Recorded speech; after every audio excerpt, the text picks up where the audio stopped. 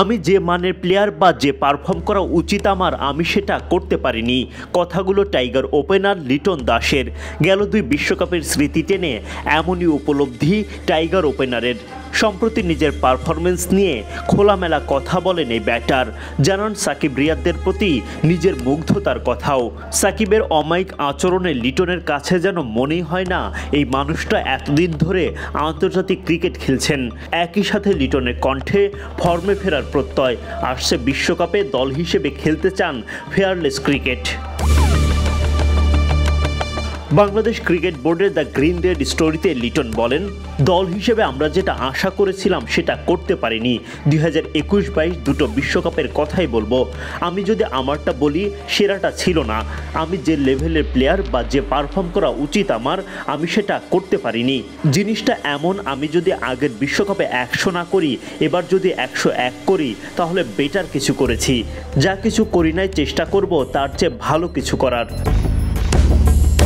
টি-20 ফরম্যাটে ব্যাটারদের সেঞ্চুরি এখন প্রায় নিয়মিত ঘটনা, যদিও সেখানে টাইগার ব্যাটাররা বেশ পেছনের সারিতে। তবে তাদের মাঝেও আছে সেই চেষ্টা।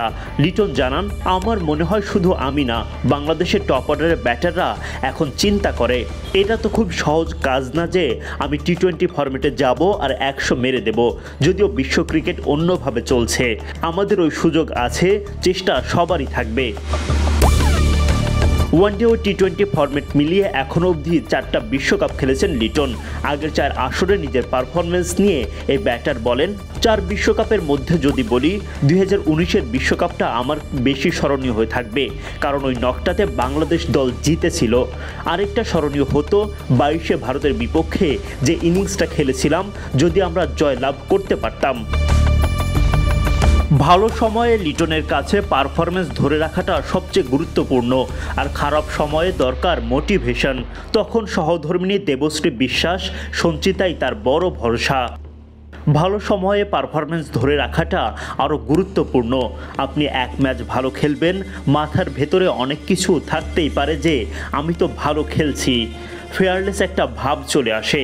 কিন্তু আমার মনে হয় ভালো সময়ে যে মানুষটা ধারাবাহিকভাবে আরও বেশি পরিশ্রম করে যাচ্ছে, চিন্তাধারা ভালো।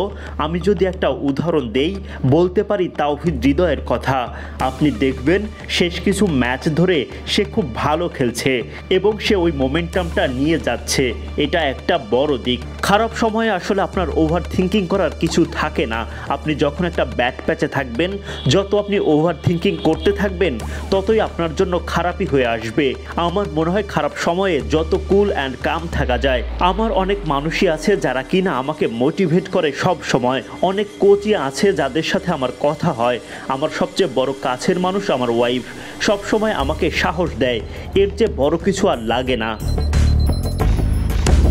2 সিনিয়র সাকিব রিয়াদে মুগ্ধ লিটন বলেন, আমার তো মনে হয় না সাকিব ভাই অনেক পুরাতন খেলোয়াড়। উনি যেভাবে আচরণ করেন সবার সাথে, মনে হয় খুবই বন্ধুত্বপূর্ণ।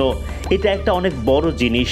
রিয়াদ ভাইও অনেক ফ্রেন্ডলি, নতুন যারা আসছে তাদের সাথেও বন্ধুত্বপূর্ণ আচরণ করেন। স্বাভাবিক, আমি যদি দেখতাম একজন খেলোয়াড় 15 বছর ধরে ক্রিকেট খেলছে, আমি প্রথম ড্রেসিং রুমে ঢুকছি, একটু নার্ভাস ফিল সবারই থাকে। আমার মনে হয় এদিক থেকে আমাদের সিনিয়ররা কখনোই আমাদের এই জিনিসটা ফিল করায় নাই, সব সময় ওয়েলকাম করেছে। বিশ্বকাপে ফেয়ারলেস ক্রিকেট খেলতে চান লিটন, হাসি মুখে খুশি করতে চান ভক্তদের। আমার কাছে মনে হয় বিশ্বকাপে আলাদা প্রেশার থাকবে, এটা সব দলেরই থাকে। আমার মনে হয় যদি আমি খুব ভালো ক্রিকেট খেলতে পারি, ক্রিকেটের ভাষায় যেটা বলে একদম কাম অ্যান্ড কুল থেকে যদি ক্রিকেট খেলা যায়, কোনো ফলাফল নিয়ে চিন্তা না করে যদি ফেয়ারলেস ক্রিকেট খেলা যায়, আমার মনে হয় আমাদের ভালো একটা সুযোগ আছে। যারা মাঠে আসে তারা আমাদের অনেক বুস্ট আপ করে।